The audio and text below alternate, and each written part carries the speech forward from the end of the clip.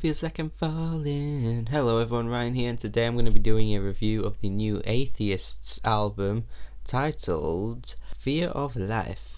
Atheists is a singer-songwriter from Connecticut in America, and he is 24 years old, I believe, and I don't know much about him or any of his music except for this album. What I do know is that this guy is named Jeremy, and he helps Anthony Fantano, you know, the needle drop, you must know him by now.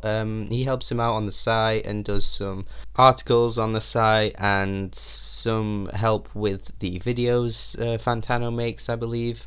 I followed him on Twitter a long time ago, but then it was only quite recently that I noticed he had an album out, and I was instantly interested to see what kind of music it was going to be, because I didn't know he made music as well. And it is a sad singer-songwriter acoustic album, which for some people may be an off-putting thing, but usually I'm quite interested in this, and actually some of my favourite albums of the year so far have been more mellow, slower, sadder albums. Of course, there was that Mount Erie album, A Crow Looked at Me, which is just absolutely soul-crushing, but at the same time, in a weird way, beautiful, and so many other things to describe this album. Of course, this Atheists album isn't like that, really, in terms of the lyricism, but the way Atheists presents himself on this album is kind of similar, I think. He has this really depressing outlook on life, and never once does it ever get whiny or anything like that. But throughout the album, I'm always just interested to hear his take on how he views things, because as a person that doesn't view life that way, I really love to hear the perspective of someone that does. The opening track, Life, where Jeremy is basically saying that although he may be a young man, and he hasn't exactly lived a lot of years, of course he's still pretty young at 24, it just still feels like life has already wrecked him. And some of the lines on this track as well are so fucking hard hitting, like the line where he says, just keep your head up, you've got so many years, which is like a quote from someone that would say to him, and then he responds with, how's that to cheer me up when the end is always near. And the thing is, you know, that sort of thing to say to someone, oh, you know, cheer up, there's so much to your life that's going on and things are going to get better, and, you know, you're still young, it's never really helpful, because people just look at it as, well, you know, that's not how I'm feeling right now, and how's that supposed to get me out of this state? And he even does say at the end of the song, I know I haven't lived a lot of life yet, but what if it's enough? But the thing is, he also says numerous times on this album that although he doesn't really like his life or like living as things currently are, he never really wants to end his life. And the thing about this album is that the song topics are so diverse and there's so much range going on with what he's talking about. It's really hard to put a finger on what actually it has affected him. I mean, it seems as though it could just be a multitude of things that have just hit him all at once.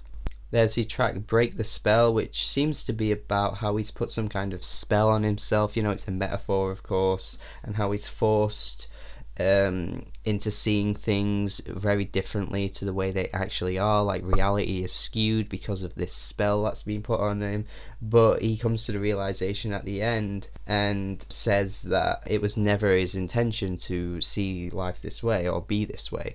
And then we have tracks like Charon's song, which seems to be an ode to someone that he's lost, and he comes out with this really heart crushing line like, my hands are grasping at open air, they've long forgotten what was once there.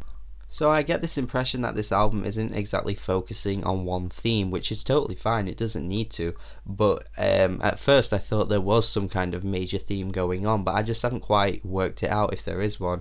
But I guess just basing it on the song topics is that he's really just having a shit timing life, you know, it's just not treating him well, so many things have hit him all at the same time, and he's basically got this fear of life, which is basically the title of the album, of course. We get this beautiful letter to a friend on the track Friend, which is about a breakdown of a friendship. I really love the part of the song where he says that if he told his friend that he was at fault, then the friend would extend their arm and make them feel better. But of course, Jeremy wouldn't want that, and he would refuse that because he wants both of them to take the blame for what happened between them. I really love the sentimental value to that. Nothing Stays the Same, I guess, is a fairly self-explanatory track because, of course, it's just about how things change, and no matter what you do, things don't stay the same. But it does have this one amazing line in the song, which I have to quote: "Thought I was sort of shadow or a glimmer of something bigger than myself, but it was just a mirage of something I didn't even know I wanted." The moments like this on the album make me really appreciate Jeremy's poetry because although he isn't really saying anything that all that intricate, it's just like he says it as it is and it comes out so well. Maybe the only time I don't think it works that well is on the track Temporary Visit, which is probably too defeatist for my taste, this song, to be honest. I mean, the only two sure things in this life are we all come and we all leave, which is one of the lines on this song, and that's just too cliche for me. Like he does say though on the song later on, no one sees the way he sees life, so maybe I'm just another one of those people that don't see it the way he does, but this track is just a little too defeatist. Then again, he probably gets told that all the time, oh, you just have a defeatist attitude, so maybe what I'm saying here isn't helpful. For me though, the songwriting was so strong across this album. This track for me was just a weaker moment. And the closing track circles back round to some similar themes that he talked about on previous tracks. But he comes out with this line that I really love on the track, where he says that he can't really say all these things out loud in words, but he can put them all to a song and sing them.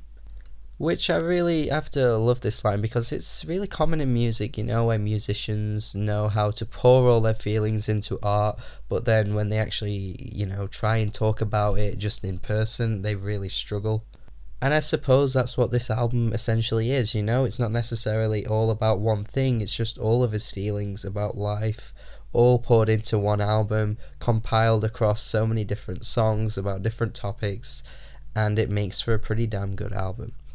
I'm going to say this is a B. This could be one of those albums that make my year-end list, even though I don't really love it right now, but I still think it's really great for what it is.